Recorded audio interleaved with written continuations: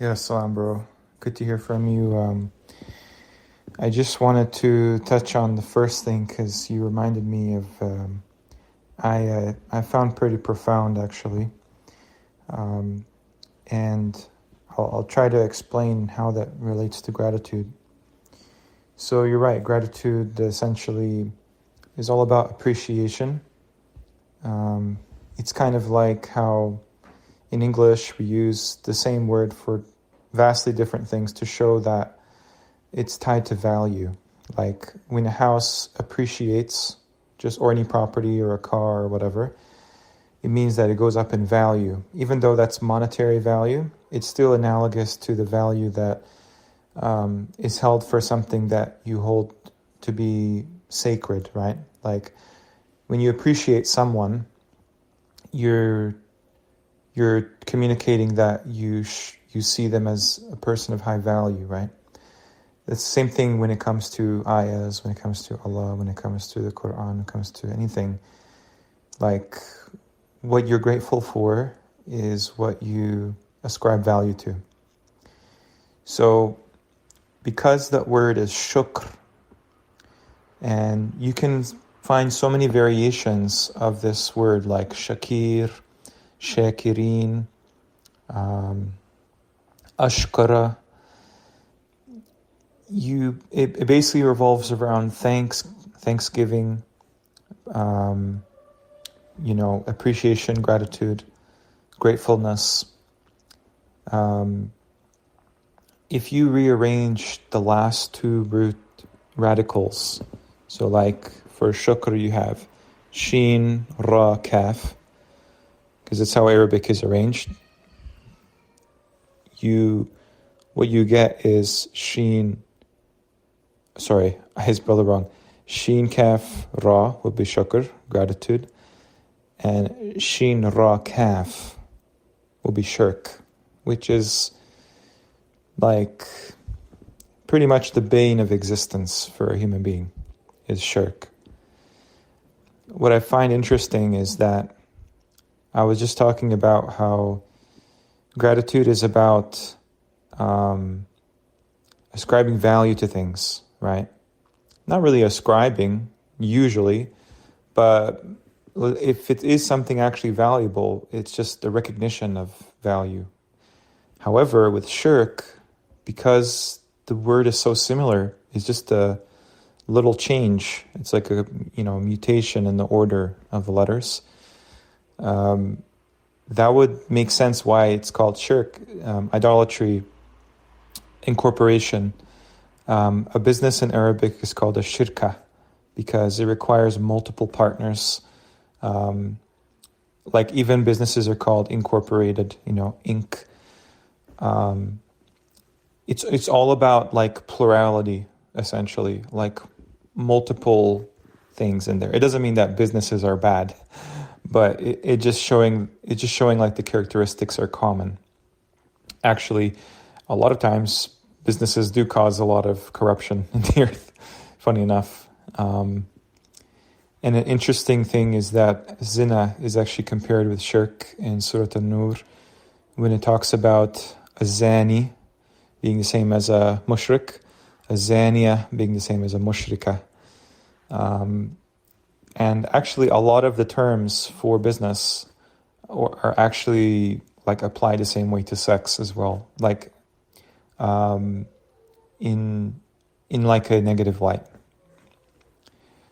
And obviously they kind of extend this to marriage as well because that's all they can see from marriage. But the main point I wanted to add is that idolatry, I just kind of call it incorporation to basically highlight what's the central tendency.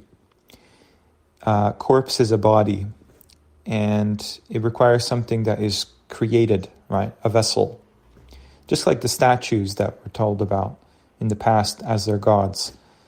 Not only do they create gods out of things in the creation, but they also have to make God into like a man or into some entity that they can point to, which is what, they use like incarnate or something, like in flesh or incorporated, Like it's within a body, in a corpse, Like Pharaoh is the perfect example of that in the Quran.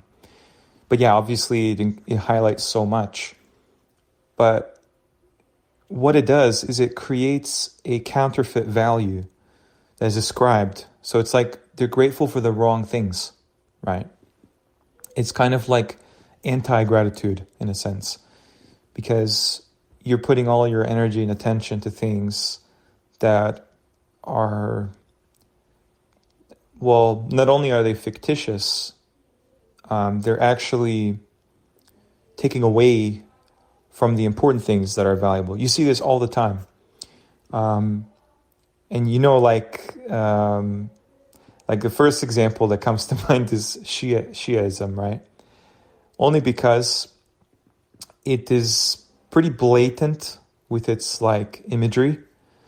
Like everything is so wooden and kind of cartoonish regarding the like, effigies made, like the same with Hinduism, same with Catholicism, same, like idolatry is very kitsch. It's just very ugly, right? Because it's supposed to be just like an artificial way to show gratitude to something. Imagine like, you have like people in your life, like real people that deserve attention, or even your health, or even like, like the insights from the Quran. It could be anything. It could be whatever it is. There are real life, crucial things in your life that that require your appreciation, But what do people do? They bypass that. They don't want to confront that because sometimes it's hard to deal with life like that. And instead, they make up like this, just, I don't know, like it's almost like all of the things that we hate about modern society have been there since the beginning under this shirk umbrella. It's funny that things like materialism, consumerism,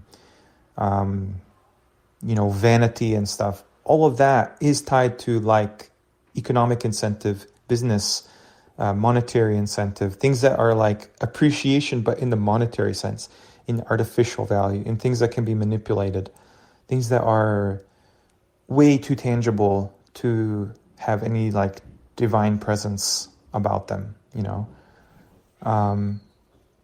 and it's interesting, like we neglect the things that, require this from us. But I think what it comes down to is these two words in the Quran are the only usage, and it's interesting that it has the word nafs in there because I'll get to that eventually. But the words in question are sa'id, and the other one is su'idu. Okay. The reason I highlight this is because this is grossly misunderstood what this means. Today, colloquially in Arabic, this is sometimes used to mean like somebody who's fortunate, somebody who's happy, somebody who's lucky. But that's not really a factor in the world now, because when you read the Quran, everything has a destined purpose. Luck is not really, that's kind of predicated on things being random. And also happiness, you can find other words in the Quran to like show that, right? But I can understand why it means happy, and this is why. So they talk about in Surah 11, ayah 108, it says, وَأَمَّا الَّذِينَ سُعِدُوا. What is it actually describing? They have to put the square brackets in there because the people that translate the Quran have an ulterior motive to force this interpretation, okay, that the ones who are prosperous, right, are the ones that are going to paradise. That's not what it suggests there. There are other ayahs to balance all of that. That doesn't mean that poverty is a virtue. It doesn't mean that gross material wealth is a virtue. It's in fact these two camps that are always trying to navigate the Quran to their whims, to make them feel better about their situation. So if you're like super rich, Of course, you're going to find in there like ayahs about how Allah enriches people and He grants them from His bounty to make yourself feel better that like I don't have to do a thing. I'm just privileged enough to have this. Same thing for the other side of the coin, right? If you find yourself in a very dire situation, you're not going to think much about the blessings of Allah as being that, like tangible and literal. It'll just be kind of metaphysical for you because, it just the fact of the world that we have extremes and the extremes are supposed to guide us back to sanity, right?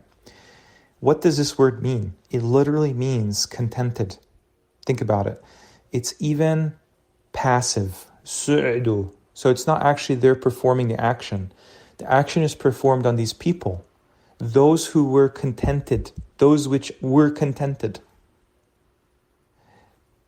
Then are within the paradise, the haven, the garden, whatever floats your boat. Immortals. Within her of what has persisted of the heavens and the earth, except what your Lord caused. Ata, I'm pretty sure means gift. The whole thing is surrounding people entering Jannah with the prerequisite of being contented. That is actually the doorway, the gateway to gratitude. If you're content with how this reality is, that doesn't mean like accepting things that are unjust. That means knowing that whatever you observe in this life, there's an ultimate purpose to it. Nothing is left, to unravel. Like nothing is kept secret forever. No stone is left unturned. Everything has to come to resolution. Everything. Even the things that don't even seem like there's any way. It has to. There's a day where everything's revealed. All the secrets are shown. And so when you talk about the other one, where it says, يَوْمَ يَأْتِي لَا تَكَلَّمُ نَفْسٌ إِلَّا بِإِذْنِهِ فَمِنْهُمْ شَقٌّ. So شَقِيٌّ وَسَعِيدٌ. That's used to contrast those two. So shaq, I'm not sure if that actually refers to something that's like literally wretched, because you can find the same word for bi'sa. But the point is to highlight that you can define words in the Quran by comparing how they're contrasted in the same ayah with other words. So, for example, there is no accident that they named Arabia Saudi, right? Saudi, Saud. It's the exact same word, it's just a different inflection. Saudi Arabiya. They say that that's named after the family. The family is a fake family that was given this name to play a role in this life, in this like game that they're allowed to play. And the game is that on old maps, the same place, Arabia, exactly the same place that we call Saudi Arabia today, or Yemen and all that, was all Arabia. It used to be called Arabia Felix in Latin. And that just means fortunate Arabia. I don't know why they call it that. They say that they had like an oasis or like favorable weather or whatever. But that's what it literally means. It has a kind of luck connotation to it, but it just, again, it's supposed to have a positive connotation. That's why it's used for happiness. Like if you're content in life, you will always find a way back to that like state of happiness, like they kind of say like you're always in pursuit of it.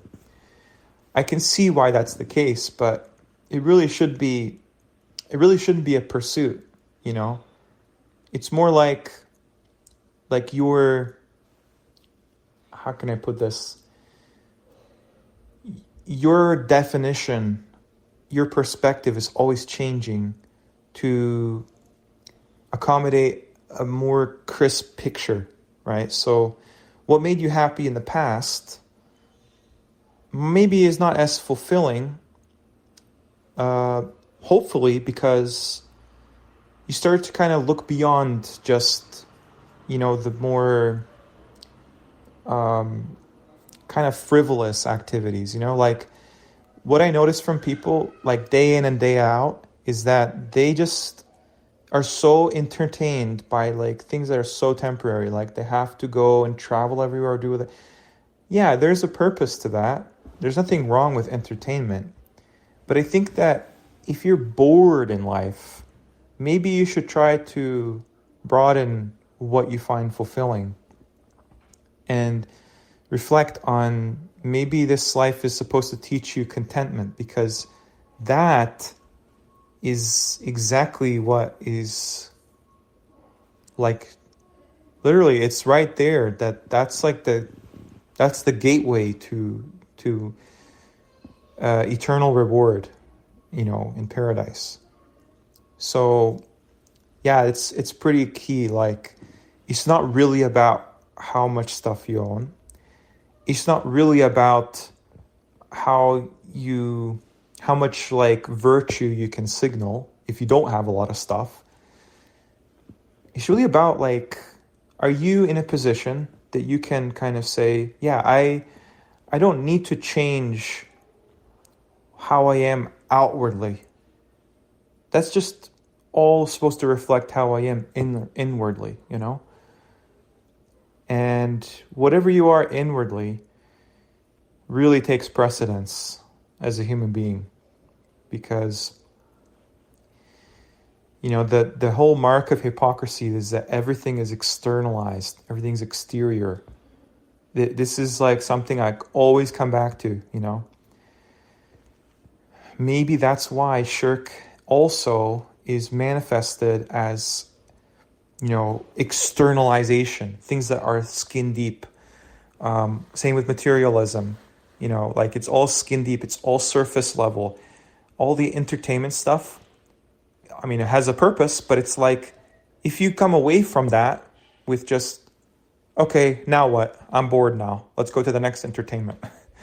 You really haven't caught the purpose of it. It's just like a temporary little thing that maybe, like, if you reflected deeply, you would start to enjoy it more. You'd enjoy it more deeply if it's like whatever activity or whatever, like depth adds so much context, not the external part. And it makes you feel grateful. You see the majesty behind the creation, since you're a part of it yourself. And how can you not be grateful? Like, you don't have to advertise gratitude. You don't have to virtue signal. You recognize things as what they are. Yeah, of course, we're human and we always like verge and veer and stuff, but that's normal. Like, there's a healthy amount of that, You're not an angel, right? Nobody's an angel. But I think that's so much better than being an angel. You are allowed to improve. If you couldn't improve, I don't know, it would just not feel like gratifying. Again, coming from the gratefulness, right? Yeah, it's a very very deep subject. But yeah, like, what I can say on gratitude is like, I guess its fundamental trait is, it has to be for people that are aware, right? What I was going to mention earlier is the whole prayer ritual. It doesn't usually cultivate that mindset in people, because that's not what they're trying to do. They're trying to tick a box, to check off a checklist. So of course it's not going to bring them closer to Allah. It's not going to heighten their spiritual awareness of things. It's not going to make them enlightened in any way. So clearly you could argue the namaz ritual is largely entertainment because it deludes a person to thinking they are like all set and all good, just like how money can do that to people. Like, well, if they can afford something, then they're good. They don't have to like grow or improve or critique themselves, right? So awareness is like has to be part of like if you could call like a practice of gratitude. I couldn't say if there's really any one practice, just like thinking, in the day to day, because obviously you want to be practical as well. Like sometimes it will kind of catch you off guard when you don't have like the time allotted to exercise gratitude. Another one is patience. If you are patient, you could argue that is like a form of gratitude because you're actively trying to suppress something against your instincts for the greater benefit, right? To teach yourself like restraint,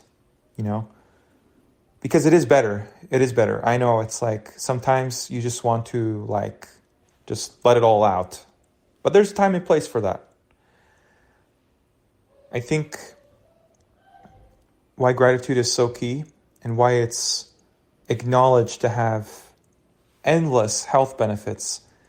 I think, honestly, this is probably why the Qur'an is so important to connect to, really, because it instantly puts you in that mindset, instantly. Like, you could be having a bad day, you could be, like, depressed or just very, stressed or whatever, but, like, the content of the Qur'an is transcendent. It's supposed to, like, enlighten you back to sanity, where you're like, wow, okay, all of this is just a temporary thing to teach me. Is this there to, stress test me as a person? Because the inevitable is what the Quran is ultimately gearing you towards. Like, do you know that one day, all of this that you went through is all just a path? It's a path, right? People don't like when you say that. They like to think of these little distractions as anything but petty, as anything but just a means to an end, as anything but just like social engineering, right? But that's exactly what it can be, and oftentimes that's what it is. Why has the world settled on the Quran just being like this, whatever, just like any other book? It's so confronting. It's so confronting. If you literally read what's there, you have to come to terms with your existence. Yes, hell is eternal. Paradise is pristine, eternal. It's like all of these concepts in there are world-shaking, paradigm-shaking. And people don't like that. They have a natural aversion to it because it's not convenient. But yeah, that's what I feel like this gratitude is. Maybe there's little points in there, like I mentioned, awareness, huge, patience, very big. They're not really rituals. They're kind of like mindsets. Although some things can do that for you, like you can implement little things in your life that help discipline you towards that. I don't know, like it very much is on an individual basis, I would say. Whatever you find comfortable enough that gives you a little bit of empowerment, as opposed to convenience, right? Like, I'll give you an example.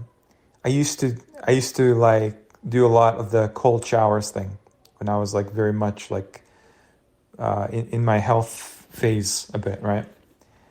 And it was so cool because like there's that moment, right, when you like step in the cold shower and you're like, there's a natural hesitancy, but I feel like that's a positive thing because just an example, just to highlight the mentality, like, because you are going against your instincts.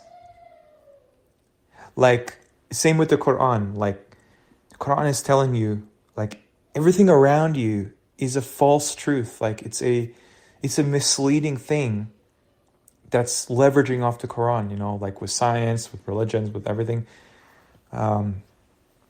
So the Quran is your safeguard because it tells you, like, hey, don't worry about that. I know it's nice to be with the majority. It's convenient. It makes you feel good, but that's not enough. You will always have issues if you go for that, gratification. Sunnis, they think that the Quran is about delayed gratification. No, that's what Gnostics believe. That's literally what it is. It's not like you get the same debaucherous like privileges that like Epstein Island people probably have.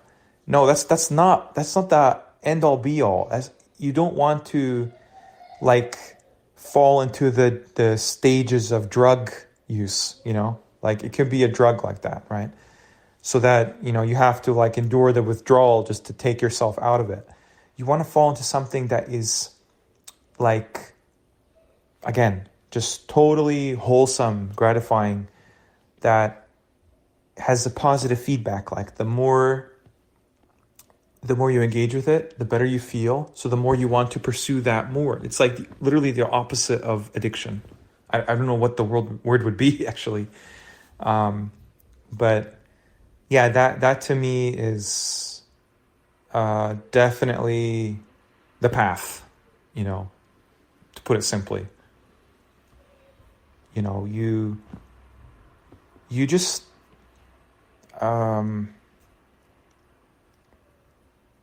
you just unleash what's recognized inside, really. Because you don't have this, these principles, if you put them all side by side, you can definitely derive from the Quran. One of them is like who the ayahs are for, right?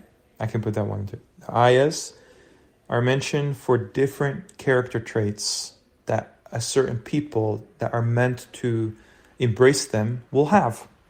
One of them is they appreciate. Yashkuruna, right? From shakr. So you can't understand the Quran without appreciating it. Think about what it represents, first off. It's the creator of the universe's message right there. Just between your hands. That's not to be understated, And then, of course, like the natural implication of that is everything in it is not only going to be like 100% truth, 100% preserved. It's going to be like the most unimaginable, like awe-inspiring details that will just trigger endless thought process, like provocation, right? So gratitude is the actual, ironically, the things that don't require gratitude, actually, that anybody can subscribe to. Those things are not gratifying because you need more and more and more of them with less and less pleasure from engaging with that. And there's so many examples of that. It's just like, it's a masses, delusion. But gratitude itself actually is the most gratifying thing. What's more powerful?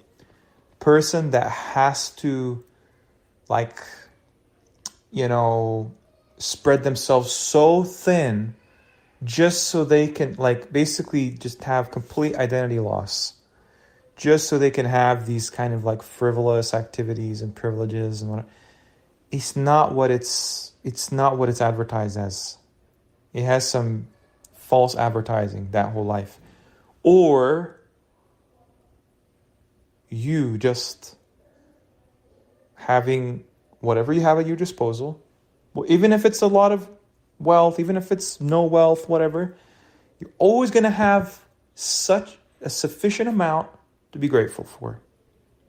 This is the hard test, really. Can you deal with what you have and be grateful for it? Most people can't. That's a fact. Most people cannot. That holds them back. But the opportunity is always there. The door is always open for them. I think there's probably a mercy in people not having a lot of finances at their disposal because they would spend it to corrupt themselves. That's one thing. There's also a mercy in people not having adequate health, but having all the finances at their disposal, because they would actually be in a very worse situation if they couldn't afford all the treatments and all of the things just to keep them alive, right? So there's always something to be grateful for. And sometimes it's very much like physical. Sometimes it there's no limit. That's the point. There's no limit. So anything you can find, that's definitely a practice to strive for, like anything, like the most mundane things. Usually the most profound ones for me are really like the most benign, simple, everyday moments. That brings you straight down to earth, like so humbling, so like,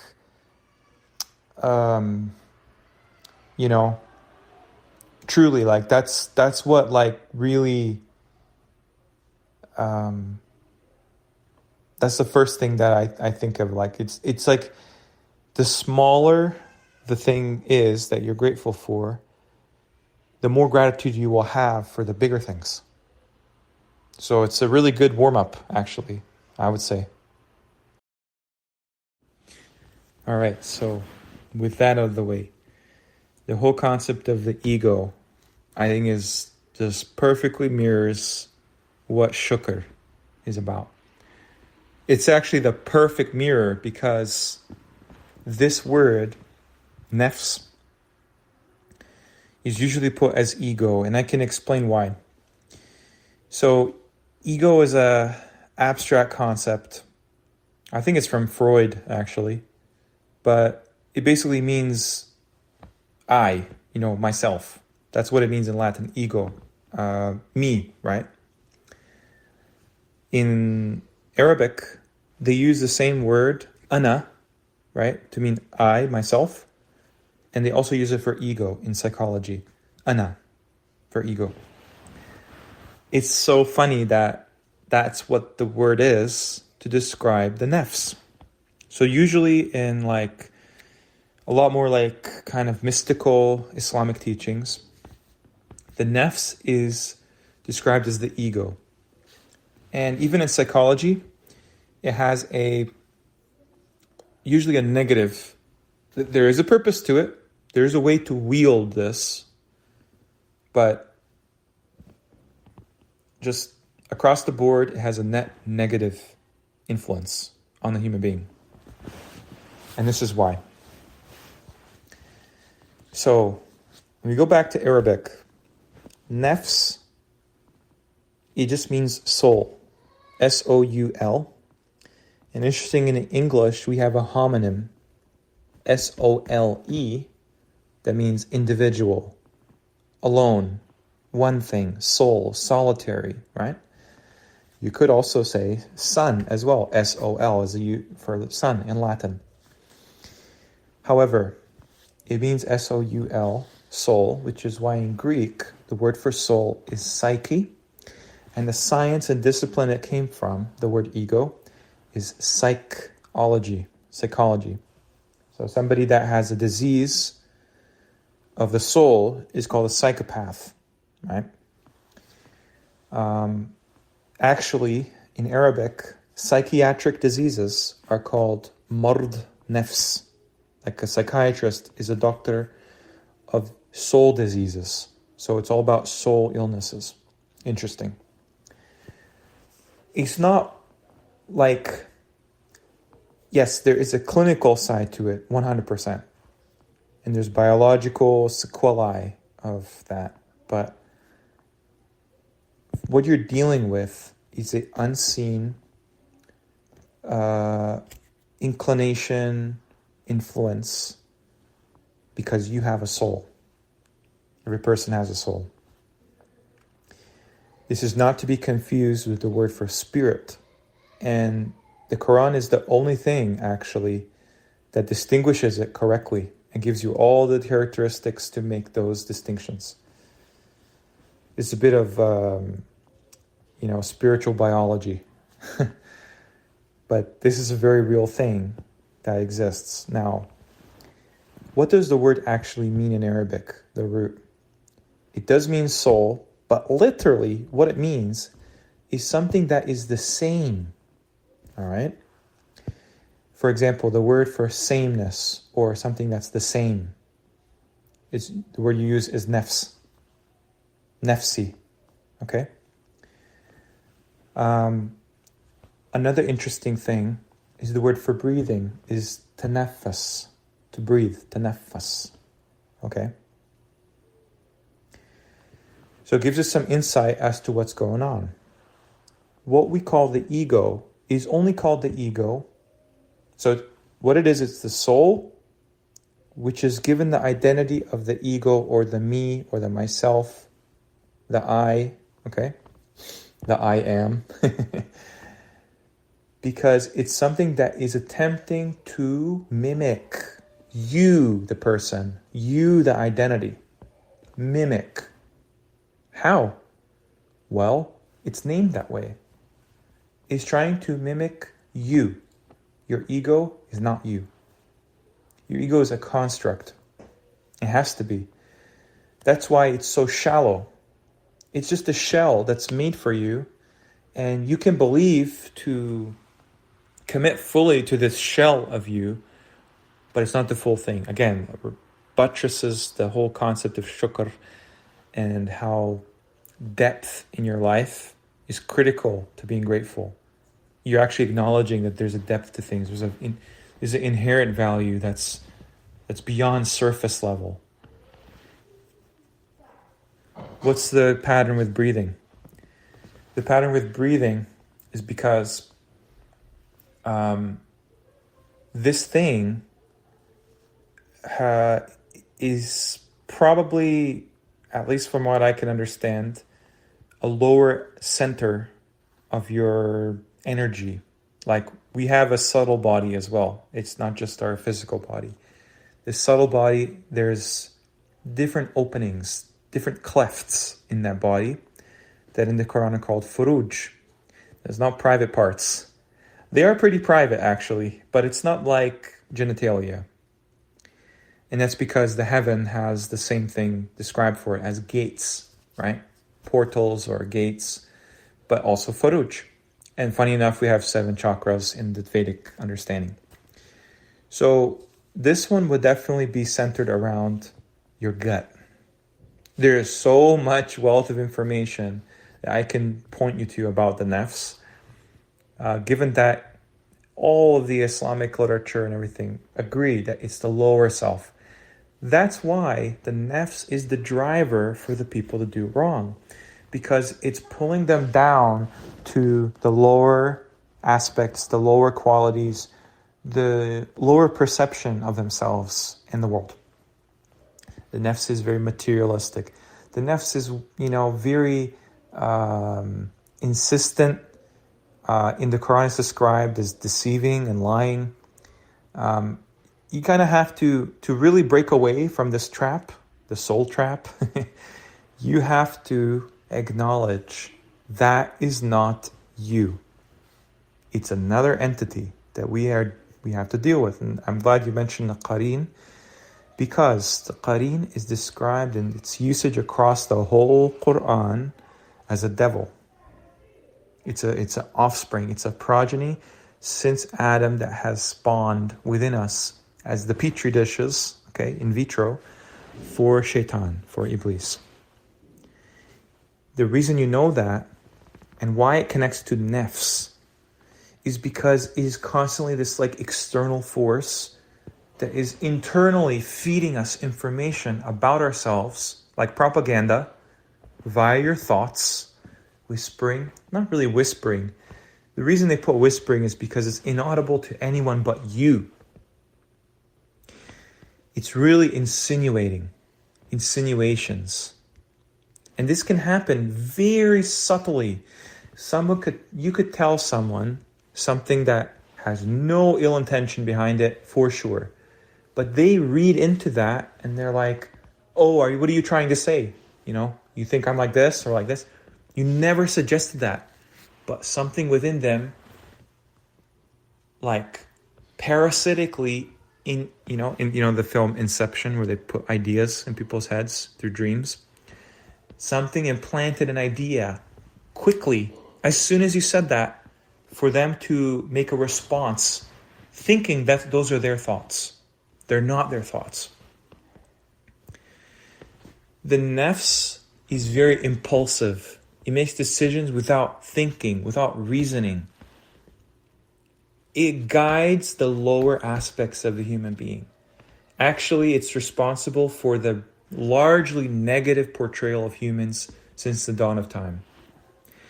What connects it to the qareen and the shayateen? Well, that word, tuwaswisu, is used for shaitan. He whispers to Adam. And it's also used for the nafs. But so amazingly, the detail behind that is crazy. It talks about how the nafs whispers by the human being. Not even to him, through him. It matches your internal voice, your little conscience. There's another side of that. It's not just bad, right? Like, there's another side to that with the spirit, the ruh. However, this is the lower self. And we can talk about the ruh whenever, but just to hammer in that point, the lower self is literally a thing within you that has been there since you were born, basically. Who knows when it comes into the womb, probably. But it's your life test. You have to figure out how to train this thing. And it starts by recognizing, again, awareness is key, right? Recognizing that, you know what? That's not my idea. That's not my thought. Something has put that in my head as a trigger. There's something to make an emotional decision, right? There's nothing worse than giving into your nafs to allow it to have full reign over your brain. And that's essentially what the imagery is. The shayateen want to ascend to the heaven. What would the heaven represent? It basically would represent anything beyond the heart, vertically, right? Along the straight path of your spine. I'm not saying this except to show you how we parallel the ayahs in the physical world, right? That's clear in the Qur'an. You have ayahs within you, within your nafs. So, that's kind of what it is. It's like all of the things that we would call satanic rituals. And we have a light version of that with the religious OCD rituals. Why do you think Muslims are overrepresented with OCD? OCD in Arabic is called waswas. It's called insinuation. It's not a real disease. It's a spiritual consequence of people too weak to confront their ego. Once you realize, like an example would be, you're just casually enjoying life, whatever, and then a past memory that you're embarrassed about or you've forgotten about. It often happens late at night because that's when these things are most active. Okay, comes into your brain, and you're like, where did that come from? Or something just completely hypothetical, God forbid, very like gruesome, terrifying, puts an idea in your head. Like a child being murdered, or like, a dog, like his head chopped off or something. Dreams do this as well. There are dreams that impact us this way too. That's not your thought.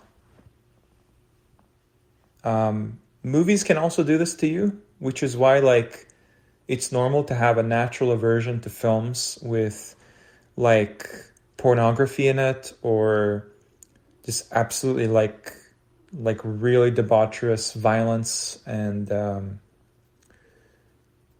like lower aspects. Like there's no mystery about what is like deemed as like lower and very like satanic, but you have to understand where this comes from, right? So you don't like look at it superstitiously, just avoid things instead of understanding them, so you don't learn to fear them, right? Anxiety comes from them because there's something in us that wants us to be afraid. That's why you feel anxiety in your gut. Also, gluttony comes from them as well. So gluttony, cravings for bad food, for bad things, are parasitic aspirations from inside you. People that have parasites, they absolutely try to get them to eat the unhealthiest food, and they don't gain any weight because the parasite is eating it, because they love that stuff. But what I've noticed too is like if I do like an extended fast, I will get dreams about those foods that I would never dream of. And not even if like I go on a very kind of more restricted diet, just whatever, no carbs, no sugar, whatever, I'll dream about those foods in like at some point, because my body recognizes that this is in short supply, and that's what they crave. They crave that. It's no surprise that our gut has a brain as well. It has it has nervous tissue. It's called the enteric system. Enteric. So it sends signals to the brain directly. It has nervous tissue. It's intelligent, your gut. Most diseases, they say, start from the gut. Biological, and I bet you also psychological as well. Definitely psychological, actually. No question. No question. If you improve your gut health, your flora in your gut, you improve your mental state as well. So many anecdotal, so many studies and so many things, and definitely the Quran is kind of talking to you about this, right? For example, it's in your gut, which is your button, right? That's why we call it, the thing on it, a belly button. Button. That means, button means stomach. It means belly, right? In your belly, you have this intertwining, coiled, snake-like intestinal tract. There's no question why it's coiled like that. And the word is in the Quran that they translate as entrails, but it just means intestines. It's coiled up, actually. It's related to the root for something being coiled up like a snake. Okay? I think it's called Hawa or something, I'm pretty sure. Like Hayya is a snake, a serpent, right? So they talk about also like the Kundalini serpent, which I think is very dangerous, actually, because it gives the opposite direction for how it's supposed to be. It should be top-down control, like in the cosmos, right? Comes down from the axis, right? Al-Aqsa, your axis, your spine, from your brain down, your crown chakra down, through the heart, and down to the rest of your body. But something is different when, yeah, there's just a whole host of what's going on. But like, there's definitely something very spiritually, morally wrong with sodomy, with all kinds of like things that bypass that system, that security lock that can be breached with things like that. Yeah, essentially, how do you tame your dragon? Because a dragon is a serpent, right? Well, you have to first realize that's not you. Then you have to pinpoint, how can I use this? Like I've often heard this idea, like your ego has a purpose to it. You can't just like get rid of it.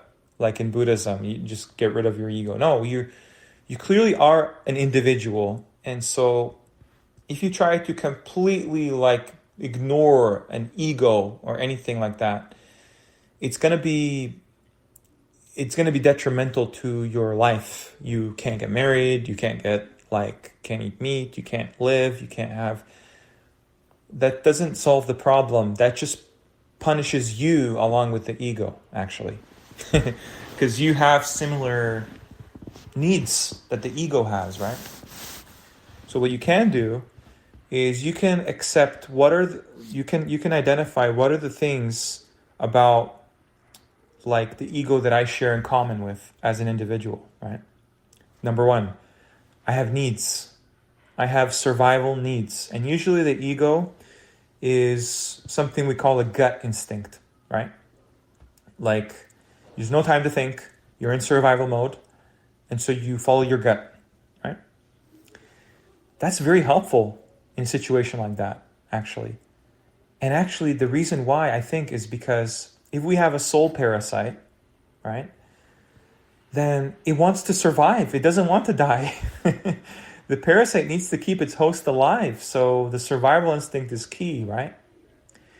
So in your gut, you clearly have a common ground when it's talking about life and death situations, right? That's probably why a spinal cord first connects to the medulla. That's the part of your brain that is tied to, life systems, heart rate, breathing, circulation, contraction of your involuntary muscles, right? Without the medulla, you're dead. You're dead. There are cases where people are alive without their cerebrum, which is with all the higher order functions, right? But the other one, you're just dead. Like you can't survive. You have to be, So they call that actually, interestingly enough, the reptilian brain, right? Because it's the older, lower order functions. Still important, mind you, very important. But you have to keep it in check so it serves you. There is this notion that you have a beast in you, right? And it wants to feel, it loves nothing more than to overcome you and be like your master, right? But if you maintain your sovereignty over this beast, okay, then what you will probably end up doing is appease it every now and then to basically keep it in check. It's like if you have, it's the whole idea of like, you have like this monster or whatever, but it will stay in its place as long as it's given like something to keep it occupied, It's kind of like the conscious, subconscious mind, Like there's a purpose to why it's there. It's not all negative, obviously, but most people invert the order, and that's why it's detrimental for them. I can give you an example. The things that are rewarding for that part of ourselves are all physical, right? So basically all physical. Like I'm saying, like survival is preserving your physicality, right? So for that, I think like things like exercise, things like really rich, like wholesome, like foods, like, just do the opposite of what a monk would do, right? Like eat like things that are very gratifying but also healthy for you, salt, um, like just like actually like take advantage of the fact that it's a sensory input. Like it wants to play on your senses, right? Which is why people get misled into alcohol and sugar and pornography and whatnot, because these are physical things that it misleads them to. It weakens the host so that it becomes the master of the host, right? But if you like lack of a better word, gamify that and you say, you know what, I get it. This thing requires pleasure to be sustained, right? To be placated to, right? It's not really a placation. You're just giving terms and conditions, right? You just give it something that, like, if you're not going to fast, right? Because fasting really upsets that too. Fasting is a great test of patience, actually, especially when it's not demanded of you by a doctrine, If you're not going to fast, then, gorge on things that are like really like nourishing, things that are really like fertilizing for you. Meat, cheese, milk, who cares? Who cares? You have some fat here and there, whatever. Maybe you'll need it one day to survive a famine or a winter or whatever. It's not about outward appearances. You're creating the conditions for the slave. And it sounds so weird to talk about like this, but you'll understand one day why this is like so crucial when they're revealed, actually, what they look like.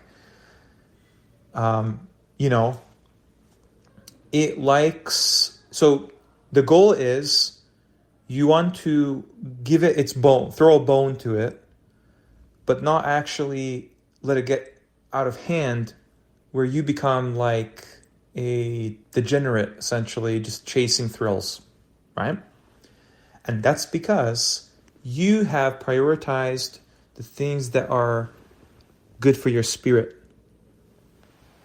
as the basis, as the foundation for all other physical, carnal activities, right? So like, getting rid of the sugar thing is a huge one. If you can curb sugar cravings, you're already there. And actually, it's so amazing that there's studies that show that salt actually counteracts sugar. So the more salt you intake, the less you want sugar. Maybe that's why they make everything low sodium, low salt. They say salt is bad for you, bad for your heart. The people that ingest the most salt live the longest. I wonder why. They probably have a better outcome for their, for their life. Yeah, so that's one aspect. You kind of have to work with what your lifestyle is like, like maybe you're a person that loves to run. So that's like a perfect way this is something that, what's his name? Like, David Goggins, that crazy guy, David Goggins. He does that. I think like my friend, he termed it like, Korean farming, which is exactly what it is, basically. It's farming your Korean. So the Korean produces an energy output, but it loves nothing more than to like suck yours, right? Because yours is the juicier one. So what you can do, and it's just like, man, when you describe this stuff, you just like feel so much more motivated, right? Like your pain starts to go away. You start to like, hey, you know what? I'm just going to like do something crazy, This kind of thrill seeking, it's organized, it's managed by you. It's your way of like addressing the situation of the world. It's by no means giving in. It's just like finding an output where you, I don't want to say like, put those like anxieties to rest, but you become comfortable. You basically become comfortable with a non-arbitrary, egotistical view of yourself, because you have extricated yourself from this ego thing. You didn't get rid of it, because you can't. That one day maybe, one day definitely I'll get rid of it. But right now it's stuck with you, which is why all these memes of like, me and bro, or like, yo twin, you look good. All the things like in the mirror, like I remember like in the shows, they always show that where like the evil person is talking to the mirror, their reflection, and the reflection talks back to them because they're talking to their Qareen, they're talking to their ego, right? There's just no way around this. It becomes so much more easy to understand once you acknowledge this is an unseen influencer just partaking in this human experience that you have access to. In a way, it's kind of like their test as well. But only because I can't even say that, because I believe shayateen are they're just like destined to go to hell. There's no way around it. But that's why they're so committed to bringing you down to their level, right? They have this eternal spite. They're just basically a vehicle to filter out the bad people from humanity one day. But just kind of look at it like, in the Qur'an, very important thing, Surah Shams, right? I forget what the ayah is. It's like, Man aflaha, qad aflaha man tazakka, right? It's talking about the Nafs. To purify your Nafs is how you thrive. It's how you're successful. That's it. It's pretty broad, but it covers all the bases. If you had all the money in the world, if you had all the time in the world, all the knowledge in the world, all the health in the world, whatever, you still will not be happy. Why? There's two avenues, and this will kind of tie the shukr thing together. If you're not making a positive effort to the positive things, that's the gratitude side, you're going to be missing out on a world that is so important to experience. There's the positive attention that's needed. But if you don't address the negative thing that's pulling from you, right, the nafs, if you don't purify that, refine that, it's going to take away all your blessings from you. It's going to never make you enjoy anything. It's going to make you constantly pessimistic, constantly disbelieving. You're going to believe lies about yourself and others. It's a propaganda machine. So you have to basically prohibit this thing that is causing the issues and fund, give energy to the thing that can make you thrive, that makes life warm, enjoyable, just full of light, That's really just as simple as it gets, really. You have a positive and a negative feedback. So, yeah, it's interesting that the negative one requires suppression and the positive one requires recognition, realization. But what we're socially engineered, just born in this world to do, is the opposite. We're told to realize our inhibitory side, limit ourselves as human beings, be slaves, just obey, just be this little tiny shell of yourself, and make haram all these things that are so necessary for our